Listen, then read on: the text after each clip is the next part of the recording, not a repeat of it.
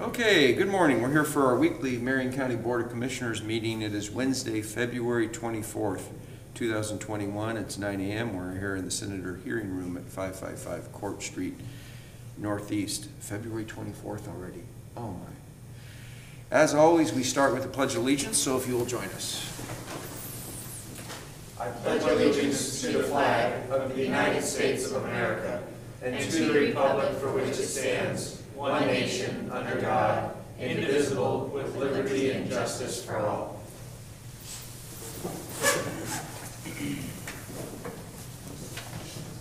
February 24th. I thought it was January still. Wow, how time is flying.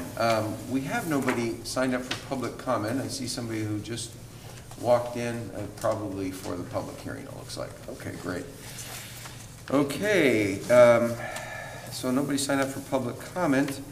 We will start with our fantastic health department and presentation on COVID-19.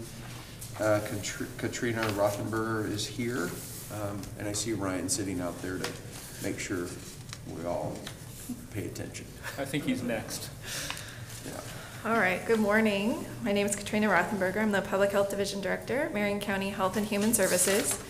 For today, February 24th, there are 18,279 cases since the beginning of the pandemic. 284 people have died, and the percent positivity rate since the beginning of the pandemic in March is 9.1%. However, over the past 2 weeks, we only had 474 cases, which is a 37% decrease in cases in Marion County compared to the 2-week period prior.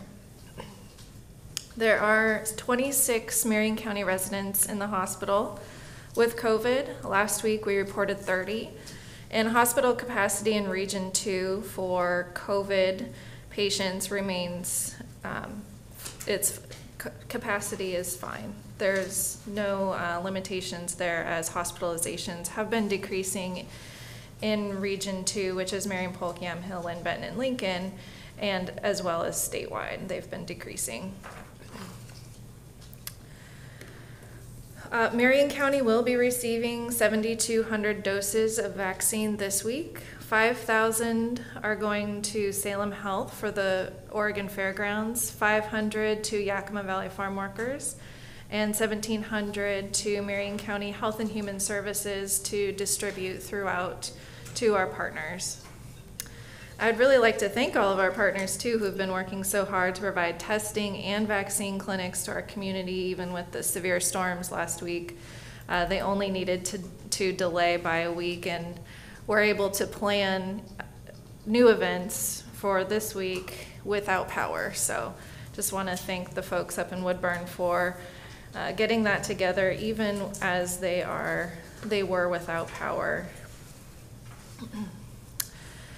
To date, 836,000 Oregonians have taken their first or second dose of the vaccine, and about 57,000 of those folks are in Marion County. This is our internal estimation, which is different than what the Oregon Health Authority reports on their website.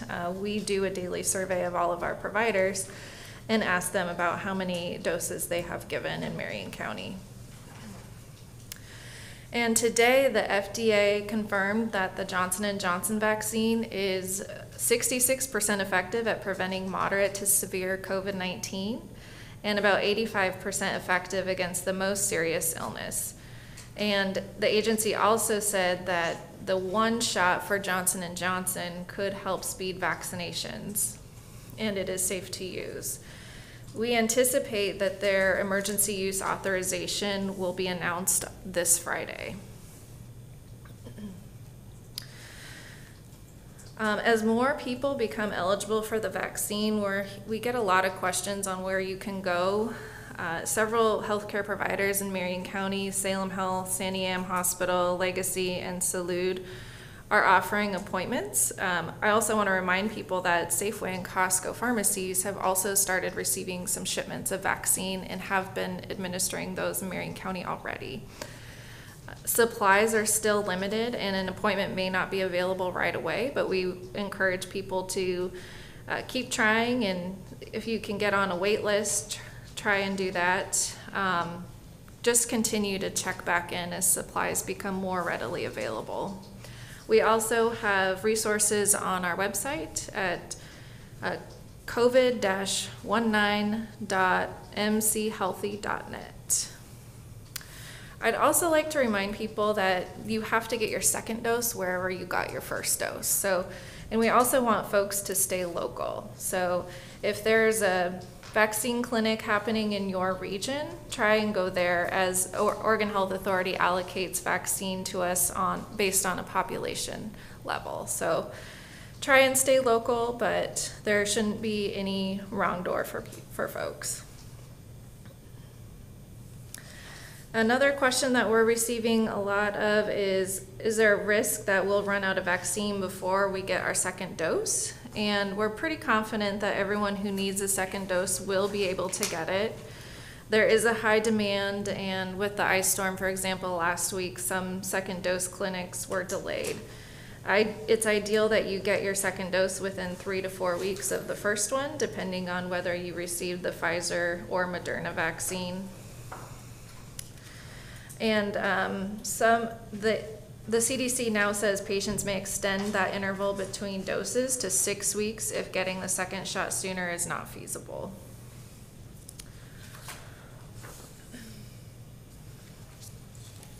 I think that's all I have for you today. Do you have any questions for me? I do.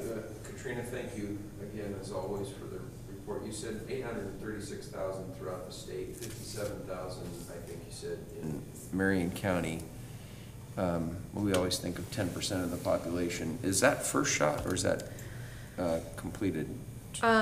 This is at least the first shot. There's a portion of those 57,000 who've received 2. So that many people have received the first or second shot. Mm-hmm. So we were at 50,000, I think, 2 weeks ago. It's really slowed down quite a bit. You want to explain to the public why that maybe at Marion County it's slowed down, and we're not 10%. If there's 836 throughout the state and we're only at 57,000, I think that's our constituents need to know what's happened. Sure. Obviously the ice. Sure. So there's been some issues with our vaccine allocation from Oregon Health Authority. We did receive fewer vaccines for a couple of weeks in January, as other parts of the state were not completely through their phase 1A. Last week, we also were faced with the ice storm and power outages throughout the county, and many of those clinics were rescheduled.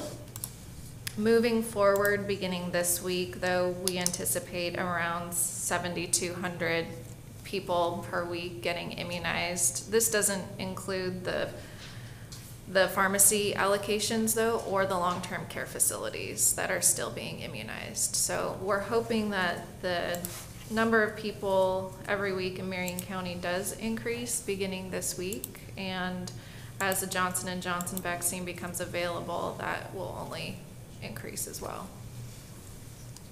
Okay, thank you. Do you know if the convention center in Portland is by appointment only? I'd have to check, I'm not sure. I'm just curious because they seem to be getting a fair amount of allocations, and I know that we were supporting our surrounding counties. So maybe folks want to be creative about where they're getting the vaccine if they're in a hurry. What was your question? If the convention center in Portland is by appointment only. I know they can't check IDs, and I know that here in Marion County we were at one point saying you need to live here, but then we expanded our access to anyone who drove down here. And so, you know, they're getting a fair amount of vaccines in the Tri-County area up there. So if we can't help you here, maybe they can help you there. So, and I think the point, that was kind of the point to my question. We did get a report. At the last report, we got 60% of the vaccines that were issued at the fairgrounds were for Marion County residents. So 40% were for someplace else. And I just have to be careful of being defensive on that, because we just need to get shots in the arms of everybody. But I think your point is go for it.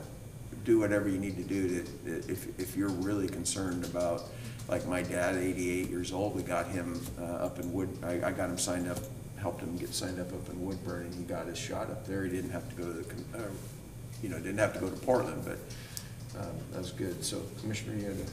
Well, I know that we're moving down a level on Friday, and folks, restaurants are going to be able to have in-person dining, and I just wanted to thank you, Katrina, and your team for all the work that you did. I really think it's because of our partnership with our local hospitals and how quickly we were able to roll out that vaccine in January. Like Commissioner said, it's slowed down because of some decisions that were outside of our control.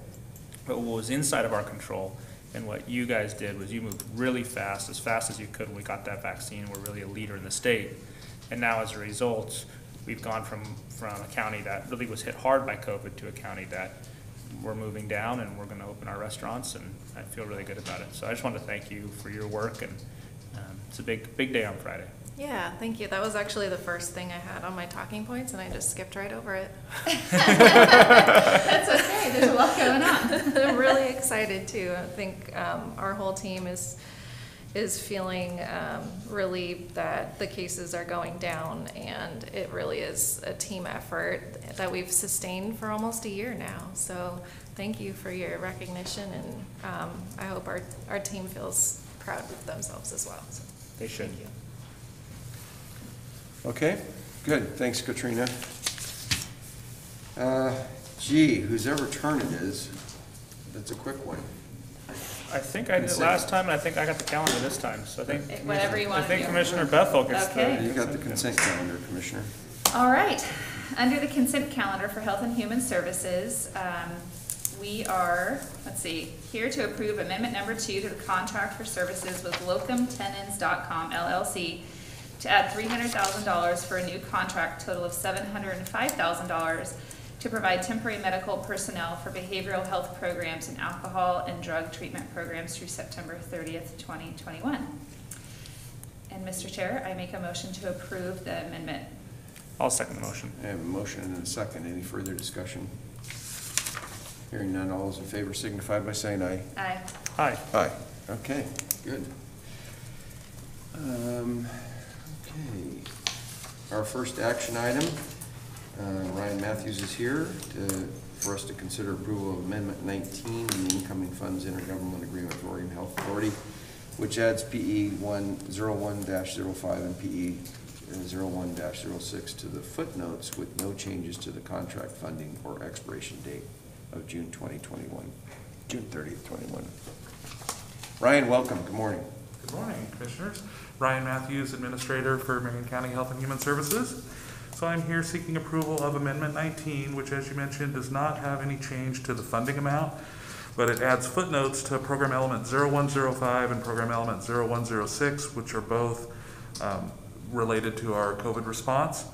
So timing is kind of at play with this amendment. This kind of speaks to how long sometimes it takes for Oregon Health Authority to route through their process and get an amendment to us. In December, there started to be a bit of nervousness across the Oregon Health Authority and local public health authorities as related to what was going to happen with CARES relief, or the COVID relief funding, the CARES Act funding, as it was set to expire at the end of 2020. This amendment was put into motion by Oregon Health Authority because those two specific program elements were actually funded by CARES Act.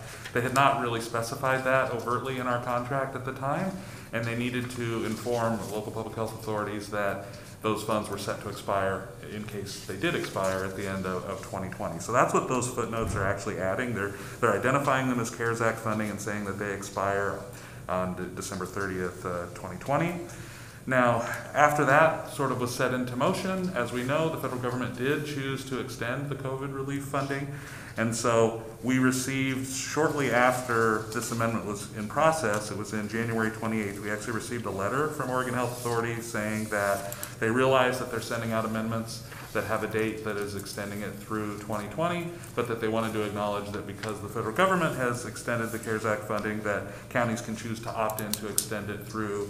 The point in time that Oregon Health Authority is extending it through is June 30th, 2021. It's not entirely clear to me, and we've seen that on both the public health and behavioral health side, it's not entirely clear to me on why Oregon Health Authority isn't extending it all the way through December 31st, 2021. My assumption is it's because our contract periods expire on June 30th and they probably can't extend funding beyond that. So I'm hoping and kind of assuming that that's sort of the that's sort of the impetus for why they've chosen June 30th, 2021. But if there was CARES Act funding available or unspent at that point, my hope is that Oregon Health Authority would extend it beyond, because technically it is eligible from the federal level for that period of time. That may be a moot point anyway. We're certainly spending our funding pretty rapidly on our active COVID response, but it's something to keep in mind of for the future. But we did opt in, we did respond that yes, we wanted to extend our CARES Act funding through June 30th, 2021. And so we attached a memo, our Camber Schlag, our contracts and procurement manager, attached it to our contracts file internally, and Oregon Health Authority has attached it to the contract that they have at the state level. I'm not necessarily expecting them to send an amendment through. I think they were trying to do that just through a memo to sort of save a future amendment. But anyway, so even though this is up for approval in Amendment 19, we aren't hamstrung by that December 2020 date. So I just wanted to make sure that approving that doesn't mean that we are now not able to spend CARES Act money starting in January 2021. We have, through that sort of memo and response process with Oregon Health Authority, gotten approval to use these CARES Act funds through June 30th, 2021 on our COVID response. And I'm happy to answer any questions you might have about this one. I know it's very convoluted because we're approving something that the timing-wise, the funds have already been extended at this point. But I don't have any questions. Seems. Ryan, I just basically want to thank you for your work on this. I think this is really where you shine as sort of the budget and bureaucracy ninja that you are. So, ninja, I like it. Thank Is you. it the mask? Is it the mask? Thank you for managing us through this. Appreciate it. That's right, the ninja did wear a mask. I like it. Thank you, Commissioner. Well, I'll take a motion if we're ready. Okay, Mr. Chair, I move that we approve amendment number 19 to the incoming funds intergovernmental agreement with the Oregon Health Authority, which adds PE 1-5 and PE 1-6 to the footnotes with no changes to the contract funding or the expiration date of June 30th, 2021. I second the motion. Yeah, motion and a second. Any further discussion? Hearing none, all those in favor signify by saying aye. Aye. Aye. Aye. All right, you're still up, right? Yes. Consider approval of amendment number 20 to the incoming funds intergovernmental agreement with the Oregon Health Authority to add $1,966,203 for a new contract total of $11,483,192.55 to provide epidemiology and laboratory capacity for emerging infectious diseases and COVID RAP direct client services through June 30th, 2021. Great, thank you, Commissioner. So I am seeking approval of Amendment 20 of our Public Health Services Agreement. This one, obviously, by the dollar amount, you can see far more substantial than Amendment 19 was. So this has two funding elements that they're adding. So one is this includes $20,000 in funding for COVID wraparound activities. So these are direct reports or direct supports to provide to people who are isolating and quarantining due to having tested positive or being a presumptive case for COVID-19. So a lot of the wraparound supports, for example, that we provide at our Super 8 hotel up in Woodburn. So we provide laundry, we deliver food, we give them any sort of essential needs that they require while they're quarantining in that facility, and those types of wraparound expenditures can be used by this $20,000. So it's not a huge amount of money, but certainly it's always appreciated. We know that people that are required to isolate and quarantine, that's very challenging to tend to their basic needs, and anything that will encourage them to remain in isolation and not venture out to purchase whatever those items might be is certainly beneficial to limit and reduce the risk of spread of COVID-19. So the fact that we have funding that we can help support those individuals and allow them to maintain their isolation period is certainly appreciated. The second and much more significant one is the $1,946,203 for the ELC grant, and this is, the ELC stands for Epidemiology and Laboratory Capacity Grant. This is something that the Public Health Division has been working on for a couple of years now, actually. This was a direct federal grant through the CDC that was awarded to the state, and there's been a review of the funding model, and the allocation for Marion County was the $1.9 million. This was not initially meant to be anything related to COVID-19. I mean, this grant was applied for prior to COVID-19 even being a thing. But Oregon Health Authority realized they received these CDC grants. COVID-19 activities would be an eligible expense for them, so they wanted to make sure that local public health authorities had had the cash on hand if it was needed. So they decided to, even though this is actually a 5-year grant that funding is available through, or I think it's a 3-year grant, the funding is available through 2024, they front-loaded all the contracts to provide the full allocation just in case local public health authorities need it to maintain their current COVID response. I think also this was sort of one of the fallback options, as I mentioned before with Amendment 19, where there was some uncertainty about what was going to happen with the CARES Act. There was a lot of concern that maybe CARES Act would not be extended into 2021, and local public health authorities were wondering, well, how do we maintain these operations and the infrastructure that we built for our COVID response come January 1st if none of that funding is available? So part of Oregon Health Authority's strategy was, we have this ELC grant that we applied for. We're going to provide that to local public health authorities so they can help continue operations. The hope is that we will be able to utilize other funds and save these, because anything that we do not spend during this contract period will roll over into future awards. This is money that is for Marion County. And this type of federal investment in public health is rare. We often do not see these kind of large amounts. Public health tends to get a lot of small grants for really small kind of niche programs. And this really gives us the opportunity post-COVID, if we can set this funding aside, or at least a large portion of it, to really make some investments and strategize in terms of where we want to put those funds to continue to enhance our infrastructure of our community. And we've seen how critical public health is to the health of our community, to the infrastructure that we can put in place, to sort of those functional capabilities that we have with both internally and with our partners.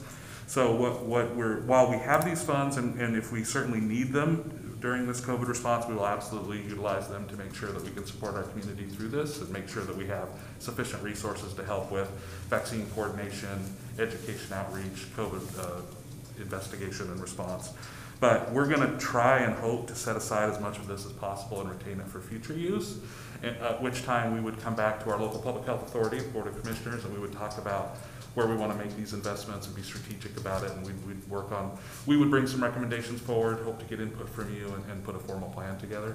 But we really value this funding, because like I said, it's just not something that traditionally public health has had to really make these sort of strategic investments in. So we're really excited about what this could bring. And anyway, so with that, I think I'm happy to answer any questions you might have. I have some questions, but it looks like I do Bethel have does too. So questions. Go ahead. Okay. Go ahead. So I spent some time, I think maybe 2 weeks ago, I don't know, over at the health department with Katrina and her team, Dawn specifically. Okay. And I just, I don't even know how to ask the question, because so we seem to be having an uptick in certain sexually transmitted diseases, which is pretty concerning. And I know there was one in particular that Katrina and her team were worried about. Is this increase in funding an opportunity to create some support services around those increases in those STDs to try to mitigate them now or in the future? And if now, are you guys going to be working on that now, or are you going to wait until COVID kind of starts to settle down before you take on that next, what could become another crisis? Yes, yes, I do. We can utilize those funds for those types of services and supports. I think initially we're hesitant to, I think for the most part we're reserving these for COVID right now, just because that's such a high priority. And if we do need them to maintain, we have approximately 120 people in our department working on our COVID response. So we certainly want to make sure we have funding available to get us through this pandemic. And the end date is one of those things that's really unknown. We hope it'll be as soon as possible, but if it happens to last throughout, the full calendar year, we definitely want to make sure we have these funds available. So we're not necessarily looking to reinvest them immediately, but I think long term, I think yes, and I think we have some other funding currently that helps to support the limited staffing we have available for TB, for STI, for other communicable diseases. But we certainly still fulfill those roles as a local public health authority, and we continue to put resources towards them. But I think thinking longer term, big picture on other health issues in our community that could be addressed with these funds, I think is something that we absolutely want to come back to our local public health authority here and have conversations about and be strategic about where we want to build resources, where we want to have the right kind of supports in our community to make sure that we reduce the spread of those diseases. Okay, thank you. Ryan, I had sort of a similar question, but I'm going to bring it into sort of the process question, because that's what I like to ask. So in this one, OHA applied for a CDC grant. Did we apply to OHA for part of that grant, we applied to the CDC. What was our opt-in process on this? We heard about it, we participated at CLO, the Coalition of Local Health Officials, in terms of conversation about it, but no, we did not submit a grant application. It went to all public health It just departments got in the pushed state, out. yes. So it was a federal grant that we knew that OHA was applying for. I know there's been some conversations about strategically where this is again pre-COVID, about some areas where maybe they thought that it could be utilized with, but that was really those were gonna be local decisions, and our input more has been around, do we agree with the funding model, which I think they continue to use the public health modernization funding model, which the public health departments across the state have felt comfortable with, that was a fair and equitable percentage. So Okay. Yeah. So it was more that just the process. a pot of money came to us. Yes. And I assume there's some hope among some of our folks that are doing this work, because like Commissioner Bethel, before COVID, we had teams that were working on tuberculosis and measles and syphilis and gonorrhea and diseases that are having an impact on our community. But we haven't had any serious conversations about how we would tailor this funding to those diseases. Is that right?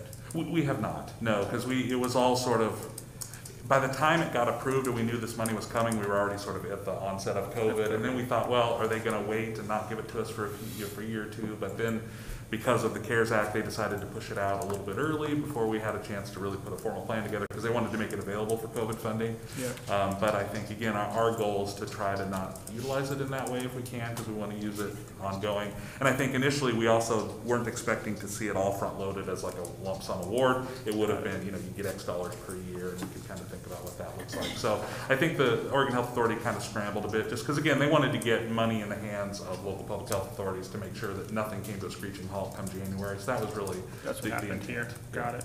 And then you mentioned the hotel, and you had sent us a text recently from somebody who really appreciated the hotel. Could you talk a little bit about the role that it's played in the recent crisis, in the ICE crisis, and how it's helped our community? Yes, so the hotel is, it's 89 rooms, I believe, over 3 floors. And currently on the first floor, we've had people isolating and quarantining due to COVID-19.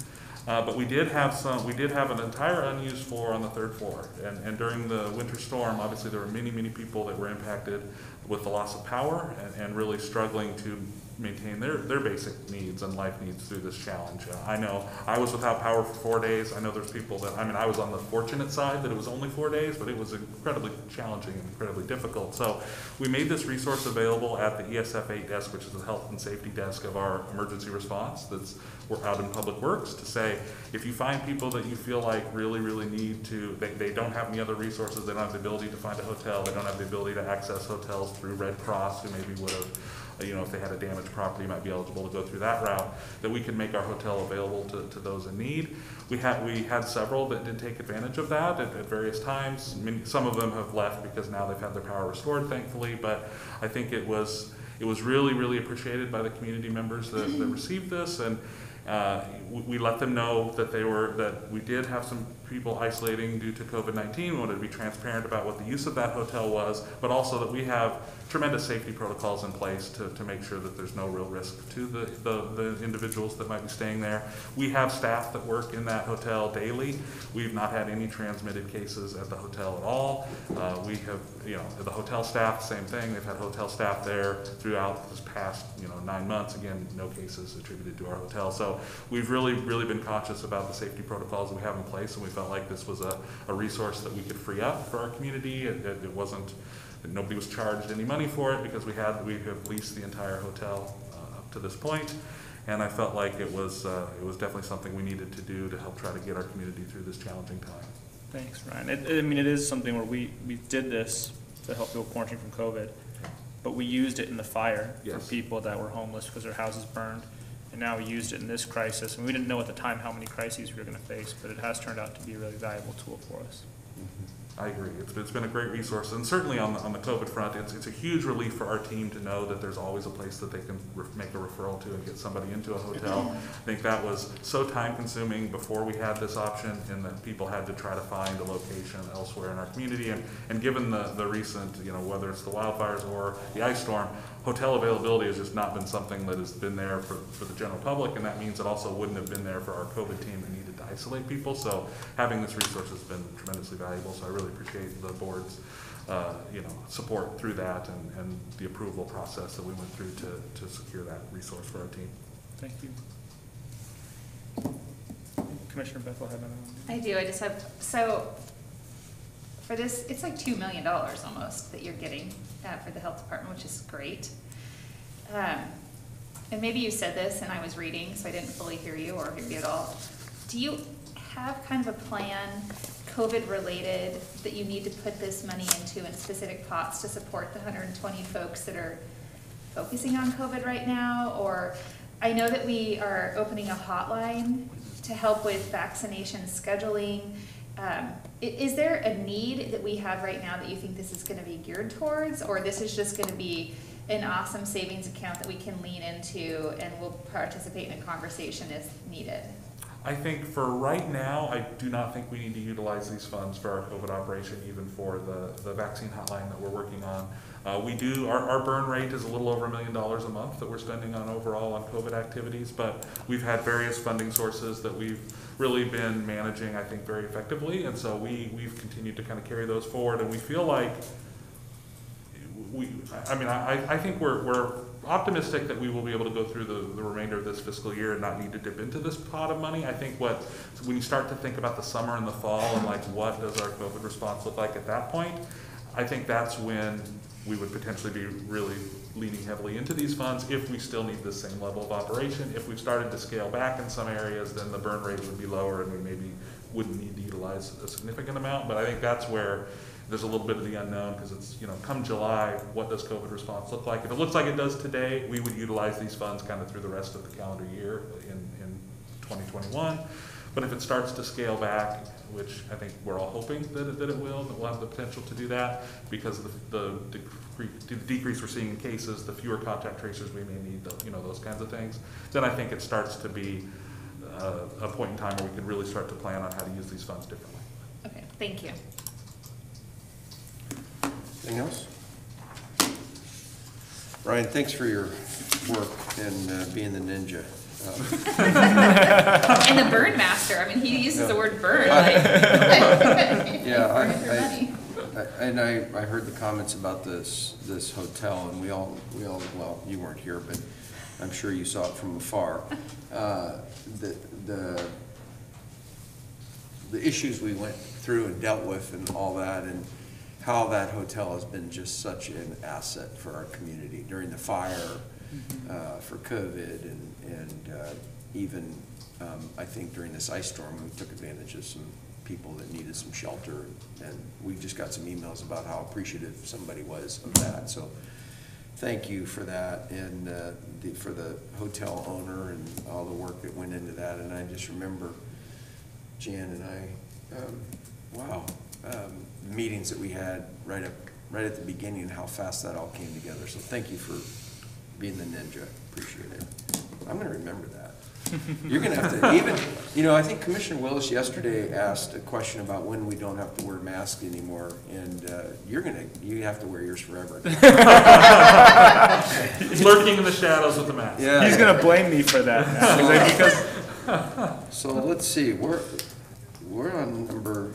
Number 2 under action. I'm ready. We're on number 2, so it is your motion. Yes, Mr. Chair, I move to approve Amendment 20 to the Incoming Funds Intergovernmental Agreement with the Oregon Health Authority to add $1,966,203 for a new contract total of $11,483,192.55 to provide epidemiology and laboratory capacity for emerging infectious diseases and COVID rapid direct client services through June 30th, 2021. I second the motion. All right, we have a motion and a second. Any further discussion? Hearing none, all those in favor signify by saying aye. Aye. Aye. Aye. All right. Did you notice the pause And there? one more. I had to pause on a number. It's a big number. I went right back to second grade to have to look through the sections to get it out there. The commas. Yeah. Wait till you get to the Being somebody who reads these, I'm super impressed with how precise you were. Wait till you get to, at the state it would be another billion. I'll never forget Dennis Richardson standing up on the House floor, and he would always go, billions of dollars. Yeah. All right. Item number 3, consider approval of amendment number 3 for incoming funds intergovernmental agreement with the Oregon Health Authority to add $175,000 for a new contract total of $958,009 for HIV early intervention and outreach services through December 31st, 22. Right. All right. So item number 3 for me is amendment number 3. So this is our incoming funds contract with Oregon Health Authority for our HIV early intervention and outreach services contract. This is a program that started in January of 2018, was year 1 of the funding agreement, and I believe there is intended to be 5 years for this grant when it was initially received by Oregon Health Authority.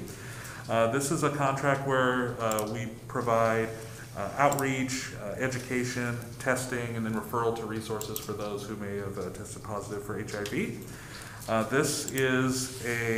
So the primary goal of this contract is really to prevent the spread of HIV in our community, and its primary focus is around testing and making sure that people that are engaging in high-risk activities at least get tested to know their HIV status. And then you may recall that in 2018, when we first received these funds, we actually used the year 1 grant to purchase our mobile clinic van. I don't know, Commissioner, if when you traveled through public health, you got to see that yet, but we actually do have a mobile clinic van that is beautiful. It's a really amazing resource for us, and we take that out for testing events and outreach across Marion County. If an individual does test positive for HIV, then we try to make referrals to connect them to resources to make sure they get the supports that they need. But primarily this particular team is really focused on education and testing and outreach efforts in our community. This $175,000 is going to be used to pay for a full-time coordinator that we have for the program, who also would be taking that van out on different outreach efforts. And then it is used to pay for the HIV Alliance contract that I know we brought to board session about a month ago, I think. And so that is a contract that we receive, and then we subcontract it to HIV Alliance. And so, so I don't know if you have any questions about this program at all. I don't have any questions, but when I was there a couple weeks ago, in full transparency, about a year ago, I was at an NAACP meeting, and two of the coordinators from the HIV program were present to give a kind of a synopsis of the van. And I was sitting in the audience thinking to myself, we're talking about HIV, it's like 2020. And shockingly enough, I've learned recently that this is still a real big issue for us, and it could become greater. I'd actually like to have a management update from your team on these STDs and the efforts that are still ongoing. COVID's a thing, Yep. but there's some serious things going on in Marion County, specifically around other potential public safety crises. And I just want to say thank you to you and your team for being creative and willing to be boots on the ground and out in the community, really making education a thing. I'm saddened that this was, I mean, HIV was a real issue when I was a child. You know, there was PSAs on television and all kinds of things that I recall.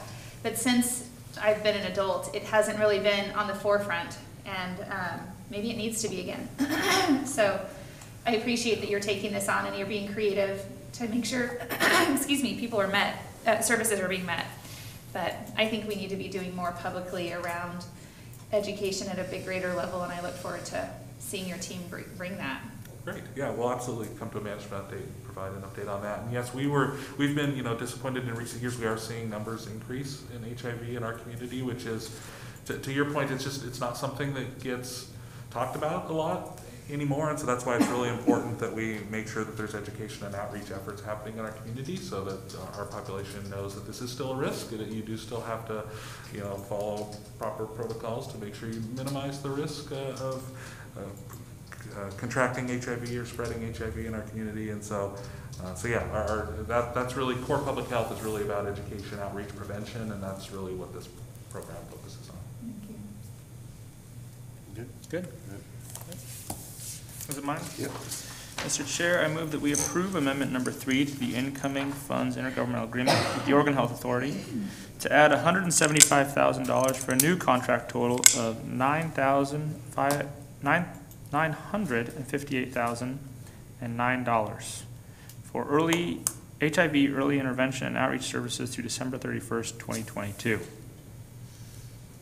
I second the motion. We have a motion and a second. Any further discussion? See why I was impressed with how clean you were I've with set you your... for failure, I'm sure, but I'm so sorry. I wasn't gonna say I was proud of you. I wasn't proud of myself this time. Okay. We have a motion and a second. Any further discussion?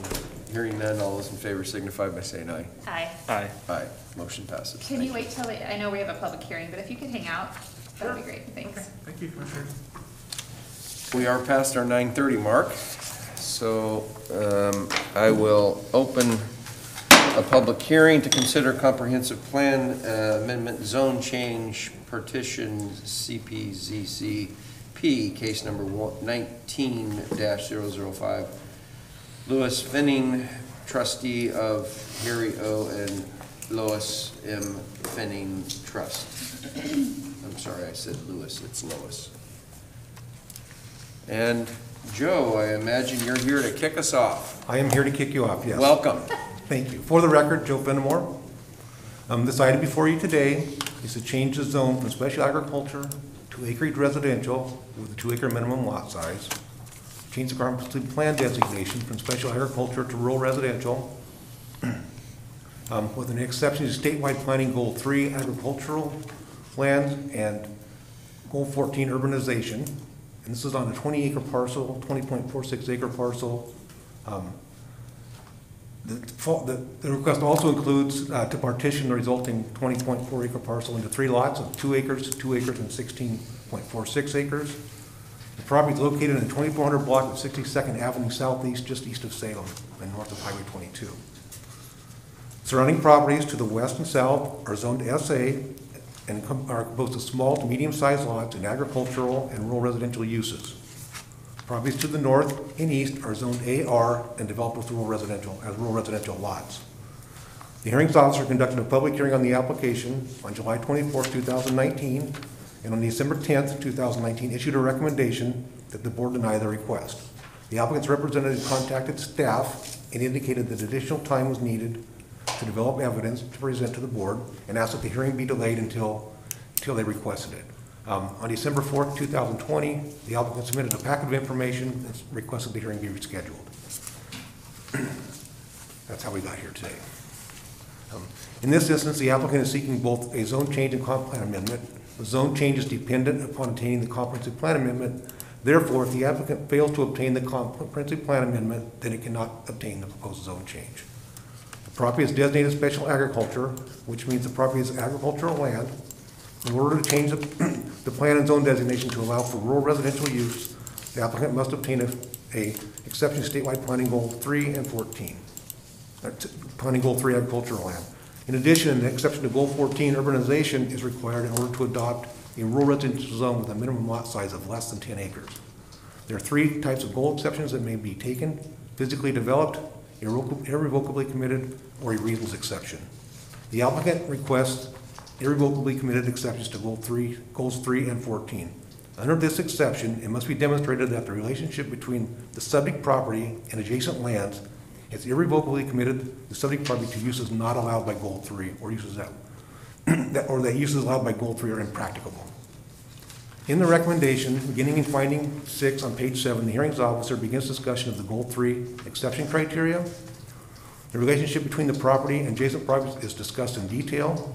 In finding 10 on page 16, the hearings officer concludes that given the high value soils of the property, the historic and current use of the subject property for farm use, albeit not commercial farm use, and the lack of identified conflict between adjacent uses and farm use on the subject property, the applicant has not shown that the relationship between the subject property and adjacent lands has irrevocably committed the subject property to non-agricultural uses.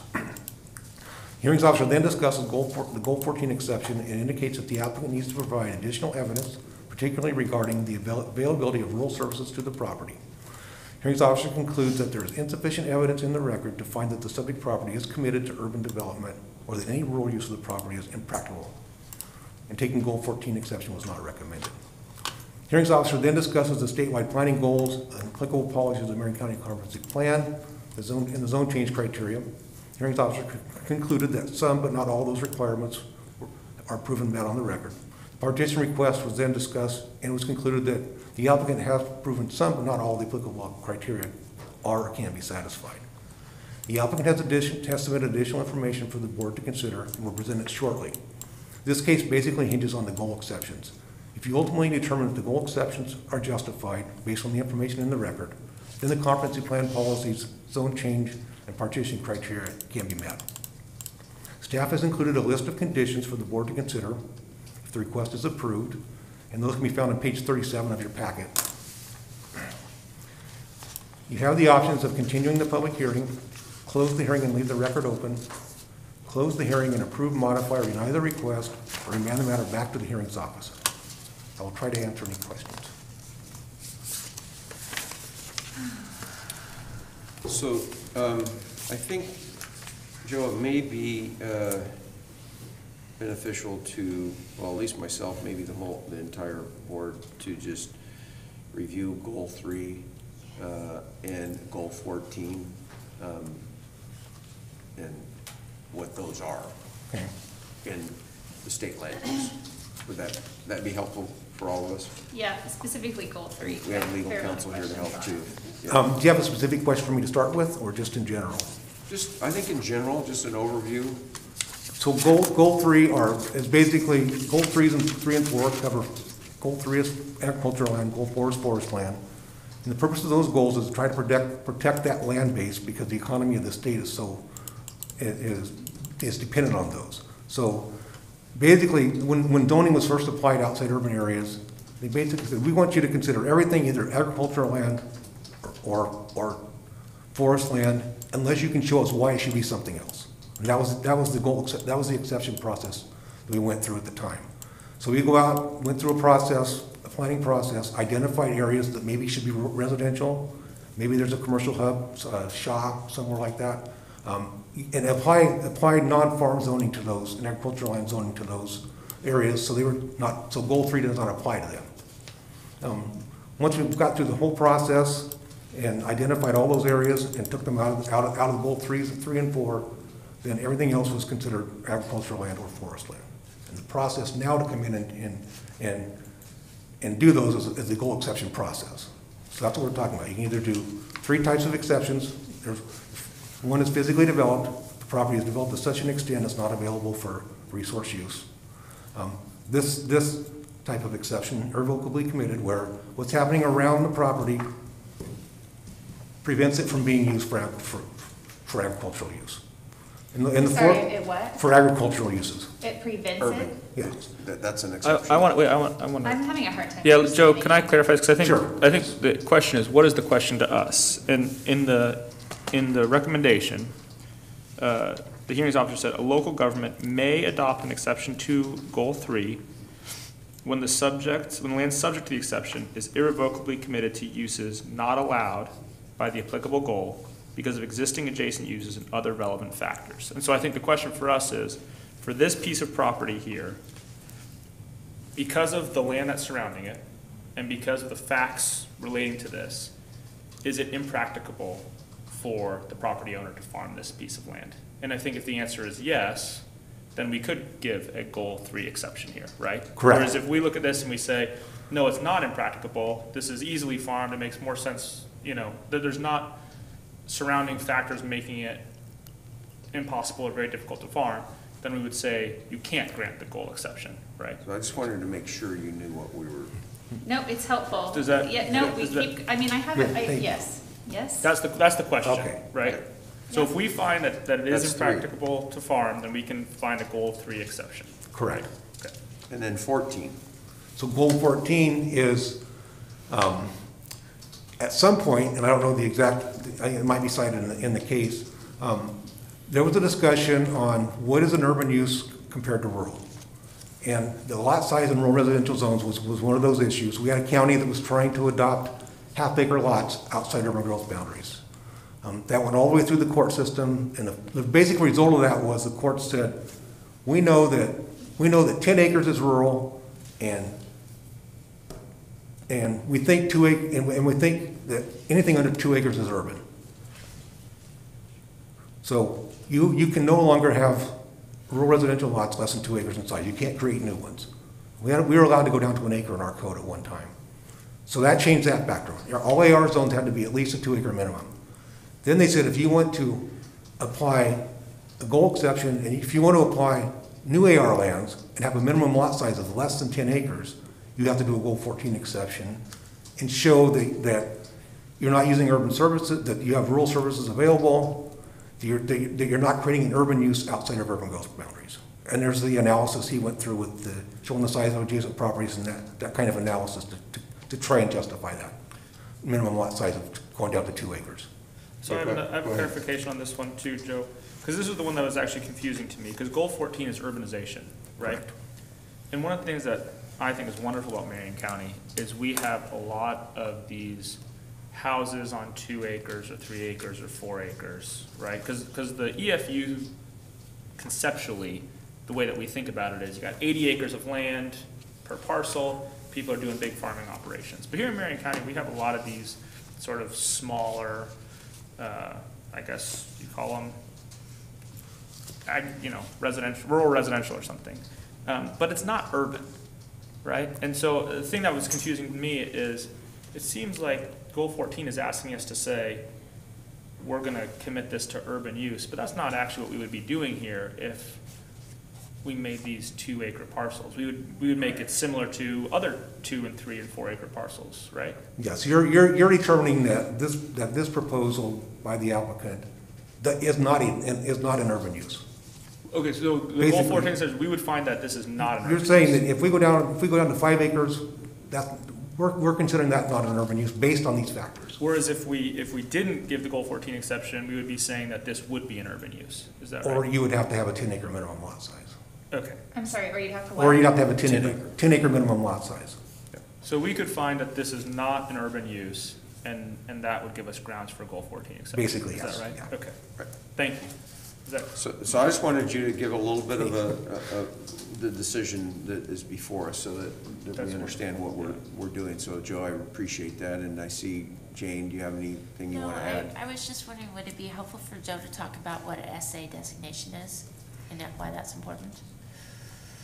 Yes, possibly, yes, but I also have a question before you move on to that about the 2 acre partial rural residential. Is it about the case, or is it about just in general?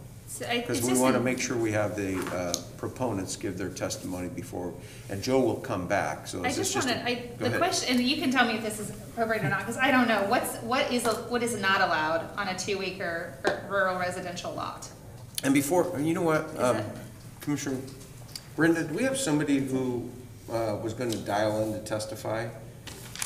Are they on the line now? They probably should be, right? So they can hear the whole discussion. I want to make sure that if they have a chance to, yeah, can you go ahead and dial them in? I forgot about that. Are they a party? Or Are they giving testimony? it just said that they've signed up for testimony. Okay.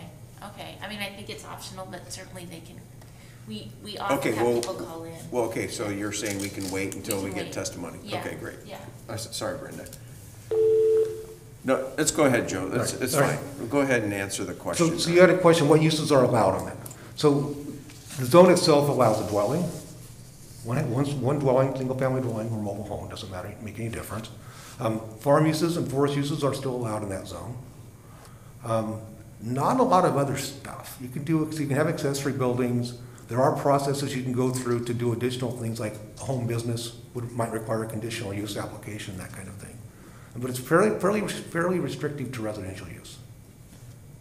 And I want to clarify, because I asked this question, Joe. This couldn't, like if we said yes, they couldn't then subdivide it and turn into a bunch of 6,000 square foot lots, right? Correct. The minimum lot size would be 2 acres for any new parcel. So if we find these goal exceptions and they move forward and make these 2 acre parcels, they can't turn around and subdivide it into smaller Correct. parcels. The That's 2 acres is the smallest parcel they could make. And that's depending on being able to get your well and septic on the property and that kind of stuff. So sometimes end up being a little bit larger parcels because of something like that. But they couldn't be So they small. couldn't go smaller than 2 acres, absolutely not. And it can only have one dwelling. Correct. Could they go smaller if they applied for a zone change? No, because the AR zone is the only rural residential zone that meets it. Okay, good? Yes. All right, and Joe will come back up after, Could he just stay and the other guy sit there? what's that? Sorry, could he just stay there and they sit there? No, he'll come Okay. back up, so. Anything else? Just the soil question. Yeah, So- just the answer. High value. So you had a question, what is the SA zone, basically? So when Marion County first was adopting their code, developing their code, we had a very robust and strong EFU zone compared to what statute required. So we were fairly restrictive in our EFU zone. When the state wouldn't allow the county to adopt some areas of rural residential zoning that they wanted in South Salem Hills, they developed the SA zone, called Special Agriculture. It's still an EFU qualifying zone, means it meets the state laws, but it was as least restrictive as it could be. For example, we had an 80-acre minimum lot size in our EFU zone. In the SA zone, you could go down to 20 acres. That was. Then in 1993 comes along, and the legislature decided that they were getting some issue with Eastern Oregon counties complaining about not being treated like they're really prime farmland when they're not. They have to follow the same rules as the people in the valley, basically. So the legislature said, okay, what we're going to do is we're going to identify high-value farm soils. We're going to say these certain soils are high value, and we're going to be more protective of those and be less protective of non-high value soils. So what that did for Marion County was basically a lot of the stuff in our SA zone, even though even though it's not as good as soil, it's still qualified as high value. We have a lot of high value soils in Marion County. That doesn't mean that you can grow stuff on it necessarily, depending on the situation. But so we ended up so now the SA zone is very similar to the EFU zone. There's almost no difference in the two. It's just a very restrictive zone by statute. You had mentioned earlier that there's a base dependent on these zones, on these land. Well, the question is, what land base is dependent on these zones? You had mentioned earlier that there was like a dependency on particular types of soil or soils, and that's why they're zoned the way they're zoned. Is there, I don't know if I can ask this question, but you said that Marion County has a lot of these particular land bases in this particular definition of soil. What does that really mean? Is that we just have so much of it and it supports a particular type of, we need it for a reason? What's the reason? It's considered extremely good farm soils. And there's not, and my understanding was when they adopted these soils, Marion County has like more than 50% of the high value soils in the state are in Marion County. Okay. So a lot of counties, Polk County, it's a whole different story in Polk County. They don't have near as much high value soil. Okay, So thank you. that's the best I can do. The way I think about the soil question is, like, everything's not, let's assume everything's good soil within Salem, for instance. So it's not like you don't have situations where you're building homes on high-value soil. The way I think about it is sometimes when somebody in an office somewhere draws a map, they'll say, this is all farm ground. But in reality, you couldn't grow turnips in it, right? Because the farm's, it's not actually good soil. And so the soil question is what the map says actually true to the reality on the ground? And in some counties, it's not. In Marion County, that's not as big of a question for us because we have a lot of good soil.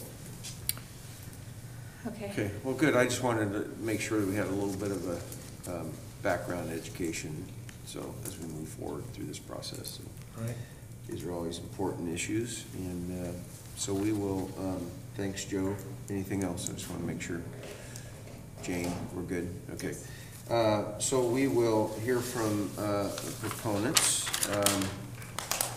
Wallace is here. If you want to have a seat. Good to see you. Good morning.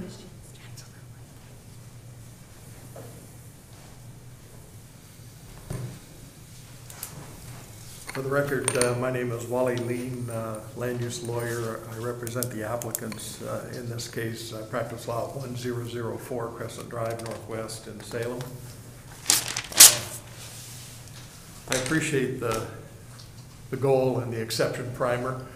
I go back 40 years and it's like deja vu on how this stuff was created.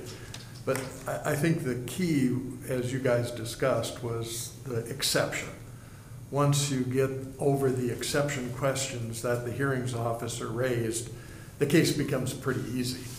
And when you look at the exception issues, the two things that come to mind and that are key questions is, number one, is it irrevocably committed by virtue of the surroundings? And then if it is, then the second thing is the relationship issues between the property as the target and the surrounding properties that are the commitment. Are those relationships such that the farming aspect of the property becomes impracticable? So those are the two questions. You answer both of those questions and you'll get your correct answer. So looking at the first one is the property irrevocably committed? And I blew up the maps that are in the file, and I'm not sure. I submitted a big thing to you guys with all this stuff, so I'll try to just summarize it. But I'm a map guy, and so maps are sort of important when it comes to looking at what I call the donut theory. You've got the outside that commits the property, and then you've got the target, which is the whole of the donut. And in this case, you'll see the red is the whole of the donut. And then what you have is you've got a series of, I think there's 7 less than 1 acre parcels immediately adjacent between the subject property and 62nd. You've got a subdivision here, you've got a subdivision here, you've got a subdivision, actually 2 subdivisions here, you've got a large basis of population here. The city limits are right there within a short distance from the subject property. This is the Salem Technical Industrial Park. The Santiam Highway interchange is right here, Culver Drive. So you see, you start looking at all of this development becomes the donut with the subject property in the center. And part of the thing that the hearings officer had issues with is she wanted more information about the parcel sizing and the dwellings that are on these parcels. And so what we did, and that part of why that document to you is so thick, is we went back through the study of all of these properties to give her the information that she asked for. And what we found was 91% of the parcels in that study area were already rural residential in nature. The average parcel size, and that includes a couple of larger parcels and the subject property at 20 acres, the average parcel size is 3.45 acres, but the median, when you do the median calculation, the median is right at 2 acres, which is what they're asking for in this particular case. 74% of the parcels are actually under 2 acres in size in that study area. You've got Oak Meadows subdivision, Rippling Brook Acres, Foxdale, Oakdale Development, as well as the city limits and the industrial park, all that surround the subject property. So our position is that I think we have provided that missing information that the hearings officer found to show that the property is actually irrevocably committed by virtue of all of the rural residential parcels, many of which are under 2 acres to the subject property. So then the second question is, are the relationship issues between that rural residential, that typical 2 acre parcel with a non-resource dwelling, and this parcel, which is basically vacant, there's a cover crop on it, what are the relationship issues that actually make that farm property non-farmable, as the code uses, impracticable, whatever that means. So you start looking at those relationships. And there's relationships that go in both directions that we have to look at, and that is relationships of the rural residential parcels to the farm parcel, and relationships from the farm parcel to the surrounding rural residential parcels. So looking at it from the housing standpoint, the farmer looks at that and you've got dogs, you've got trespass, you've got theft, you've got all of those issues that happen to a farmer when he's got houses all the way around it. And then you look at the other side, well, what is the impact on the farmer to the property owner? And you've got dust, you've got noise. In this case, there's a water issue out there, so you've got irrigation. If this property was to be farmed, it would need to be irrigated. That would mean you'd have to have an irrigation well, and that would have impacts to the aquifer. There is another issue on this particular property. Because it is so surrounded, you can't do really any pesticide or application of any sort of chemicals to the property because of the potential for drift. Because you've got to, in looking at the map, especially along 62nd Avenue, you've got some houses that are within 10 or 15 feet of the property line where the farming would actually take place. The other thing about this, as far as the farmer and the community goes, again, relationship issue, is there is a high voltage power line that runs through this property. And as we all know from Canyon experience, from California and Sonoma, high voltage power lines can be a very dangerous fire risk to everybody. And if a power line goes down and you've got a crop that's dried out, a hay field that has been dried out and it can go up tinder and affect everybody. The other thing that's happened for the farmer is the fire risk when you have surrounding rural residential houses is their insurance costs have gone sky high, which has really impacted the ability for a farmer to make a profit. So you start looking at these relationship issues on both sides, and all of a sudden you see, well, farming really isn't practicable on that property given all of the relationship issues with the properties that surround it. And so we think when you start looking at those two factors, those two questions that have to be answered, the answers to both are yes, it makes this impractical. We have to remember that the goal exception process assumes the property is farmable. There's been lots of issues raised in this case about, well, it's a farmable property. Well, it really isn't a farmable property, but it's got that soil designation that Joe talked about. And so it's classified as farm property, even though these folks have owned it since the 1960s and haven't been able to do any sort of farming on it since. But nevertheless, it is assumed under the goal that it's a farmable process and that the commitment and the relationship issues are such that you can't practically farm it in the future. So that's the way you have to look at that. The potential farming ability of this property is just not relevant in an exception. It is whether or not you can farm practicably going forward given the relationship issues with the surrounding community. Now, there were a few other things that the hearings officer wanted us to address. The first one was access. Access is currently to Maclay, and there's a couple of parcels here, and so the access is a private road, Whispering Way, I think it's called, that goes up to Maclay. And the two parcels that they're asking for would be two parcels at the northern edge of the subject property, because access to this bottom part is going to be a little bit more costly, and we're going to have to figure out, we can go out through the subdivision here. The power line goes through about here, and there's the potential to use the power line right of way for another access. But at this point, we have the ability for the two parcels that are proposed to use Whispering Way. And it is one of the conditions that Joe put on, and by the way, we're fine with all the conditions.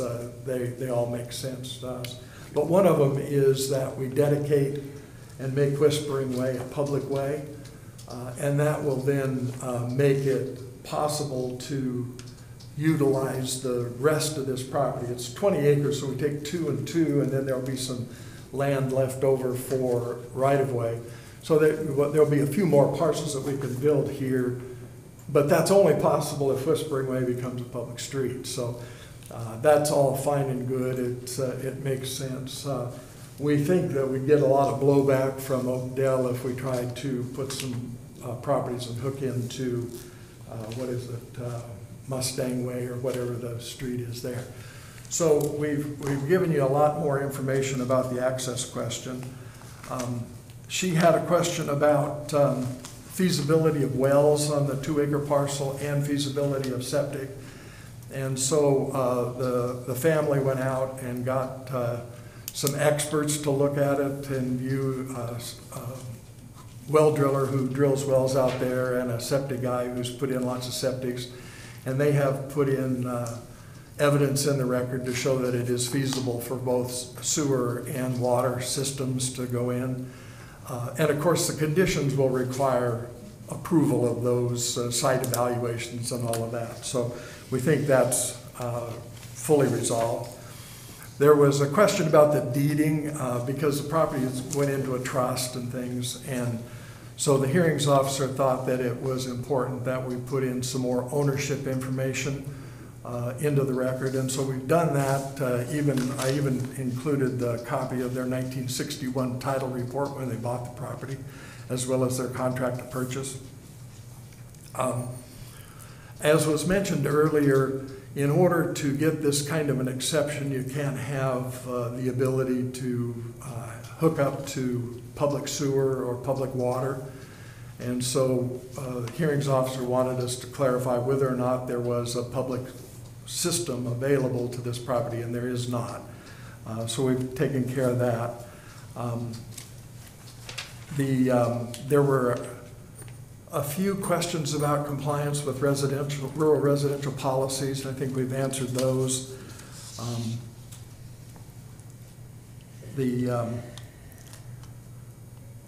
The only other thing I think that that we had to deal with was we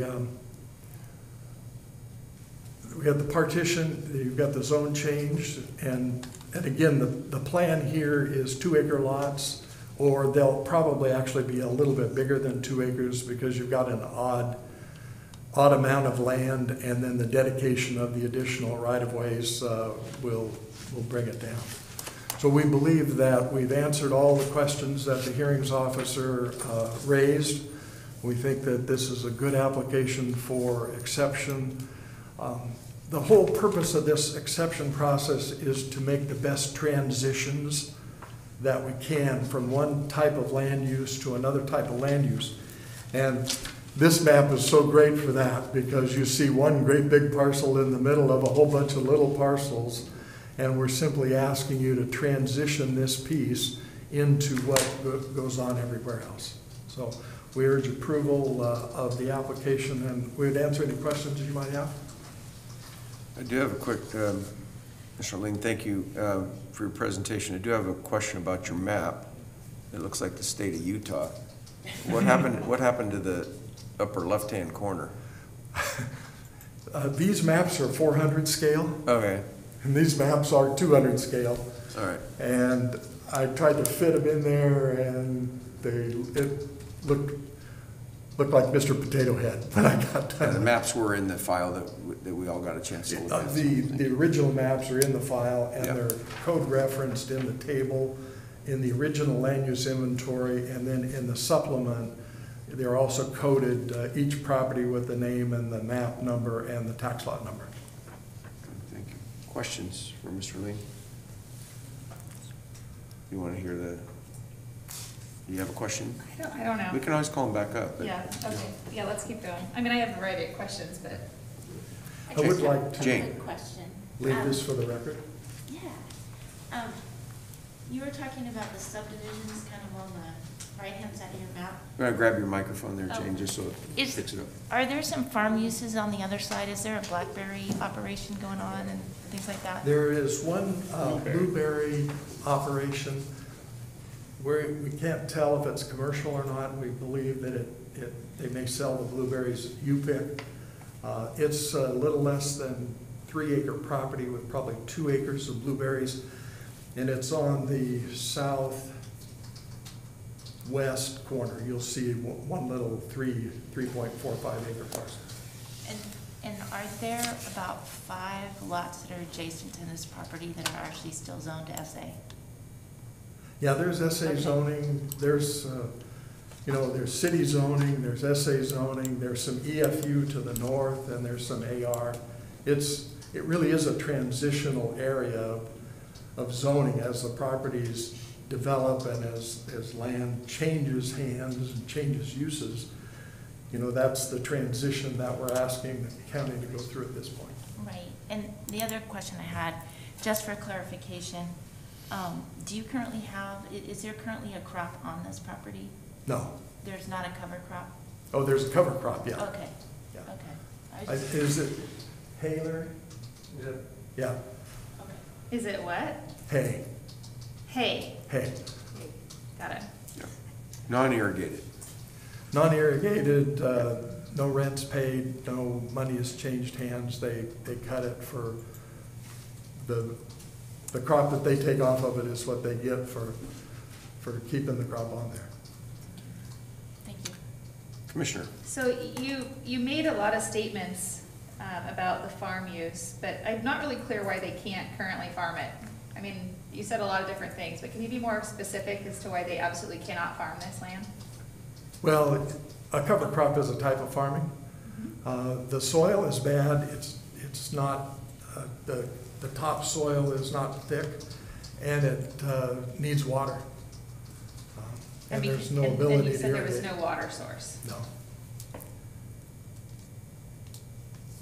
Okay. Okay, good. Good right now? I'm good. Thank you. Good, okay, so we do have Victoria Ortiz signed up to speak via telephone. So we'll, I don't know if Joe or Brenda, if you're gonna dial her up. Take a little pause while you do that.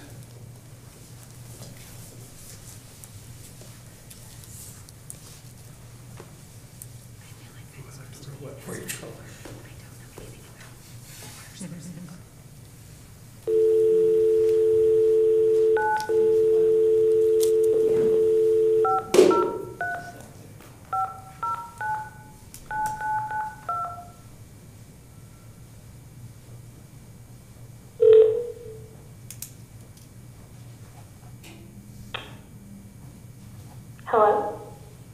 Hello, is this Victoria? Yes, I am actually watching you through the live stream right now. Thank you for having me. So Victoria, this is Commissioner Cameron. Can you hear me okay? There's going to be a little delay if you're watching through the stream. But It's a little hard to hear you right now. You sound a little far away. Yeah, I'll just speak louder. So if you could introduce yourself for the record, please. Yeah, absolutely. Hi, this is Victoria Ortiz. Yeah, and just state your address, please. Okay. I can hear you a little okay. I think it's because I'm watching you guys through the live stream. I'll go ahead and mute that. Yeah. It's probably best if you can turn off the live stream, because there's probably a delay there, and we can just go through the speakerphone for now for your testimony.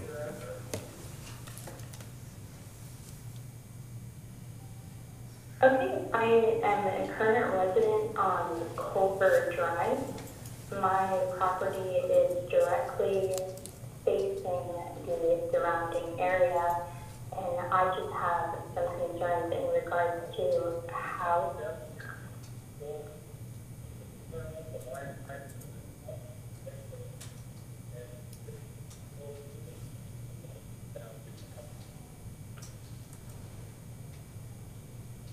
Okay, hello?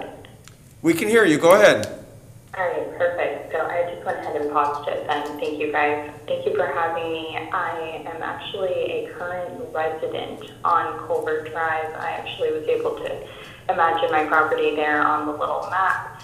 And my question is just what is the sustainability in regards to this plan? We already experience a shortage in the water system, as we do here in our neighborhood. It's particularly more towards the summer months as well. And even as a neighborhood, we kind of just agree to be more mindful of that. So I'm just trying to see what it would be or what it would take to turn this area into a residential, because it's very small, so I understand the difficulties in resulting that in farming, as well as this land has just been untouched for decades now. So I'm trying to figure out why we are now going to make a sudden change to this, as well as how it will affect the surrounding area.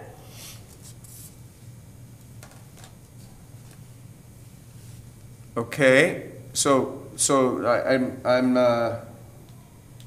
we're just trying to hear your, are you testifying in favor or in opposition of what's before us today? In opposition. I don't think that the area is sustainable for residential use. Okay. You want to say anything else? No, that is all. Okay. Well, we thank you for your testimony. And just for the record, could you, you said you're on Culver. Could you just say your address, please? Yes, I am on 6029 Culver. It's directly right behind that area that's corresponding. Okay. Well, thank you, Victoria. Appreciate you coming forward and testifying today. And we're going to hang up the telephone and you be able to continue to watch the live stream. Thank you very much. Bye-bye. Okay, thank you. Can I see the map? The map. You can Google it if you have your. I'm good. I like paper. I can't read it. Okay, I can. I'll find it. You can find it. All right. So we've heard from the proponents. We've had one person who testified in opposition. Do we want to have Joe back up, or do you have any questions? Oh, yeah. I have questions for Joe. Well, Wallace, Mr. Lean, did you want to come back up? I just have one brief comment. Okay.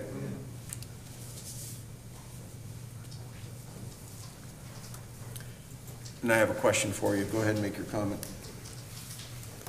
With regard to the water that she's concerned about, That's my question. that was an issue that was brought up at the hearing, which is why the hearings officer asked for some additional information. It was recognized, however, that this is not in a limited groundwater area. It's not a sensitive groundwater ordinance kind of a property. And we have evidence in the record of,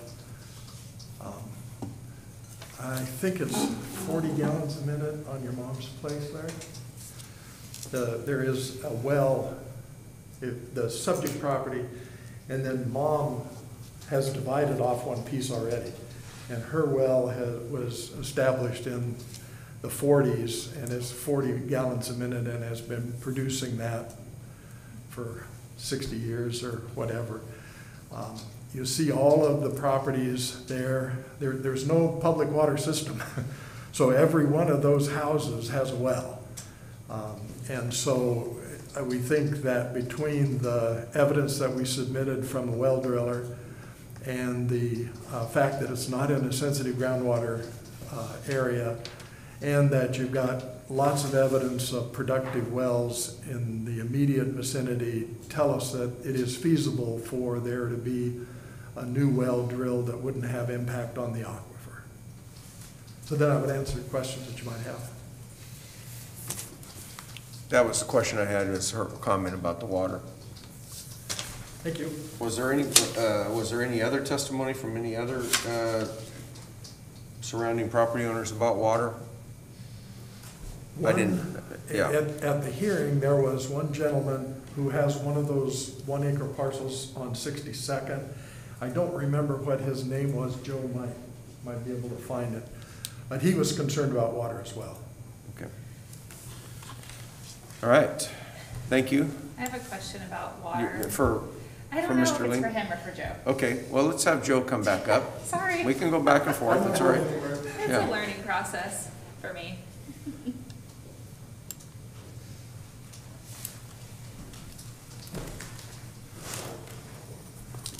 Once again, for the record, Joe Fenimore. Hi, Joe. So, Mr. Lean said that there's no water source for farming, and people are concerned about water sources for their residential spaces. So, if there's no water for farming, why would there be water for 2-acre parcels? So, water for farming would require an applicant to apply for a water right with Department of Water Resources, and then they would only be able to use a certain amount of water for agricultural uses. For residential uses, you can drill an exempt well. They can go out there right now and drill as many wells as they wanted on the property. There's no way, Water Resources, because you're using a residential well or exempt well, they can only use a certain amount of water. So they figure residences don't use near as much water as a farm operation. So there's not a water source for irrigation because of rights, not because there's a lack of water in the aquifer in the surrounding area. Correct. Okay, thanks. And I think your point was a resident uses less water than if you were gonna farm it, that you'd have to get Correct. more. That is my understanding, yes. And it is not a limited water area as we have in other places in Marion County. Correct. The state has identified groundwater limited areas. We have an overlay on top of that where you have to do some water studies before you can apply for your land division. I know that well. Yes. My neighbors where I lived spent a lot of time and money to subdivide some property. Okay, so any other questions for Joe? Yes, Go ahead, great, keep going. thank you. This is your time. So in the request to change this land, they're currently wanting to do 2 acres, 2 2-acre parcels, and then a 16-something acre parcel, right? Correct. Do they have to come back to the county at some point in the future to make that 16 acres smaller? Yes. Okay. There are 2 ways they can do it. They can do a partition, where they would create 3 parcels or fewer. Okay. So they can take the 16 and divide it into 3. Or they can do a subdivision, which is a subdivision process where you create more than 3 lots in a year. So they can take that 16 acres and break it down into a subdivision Of 2-acre lots. of just 2-acre lots? Correct. And what does it mean to make a public way? Mr. Lean talked about creating a public way. So the existing access to the property is an easement, is a private easement across the properties to the.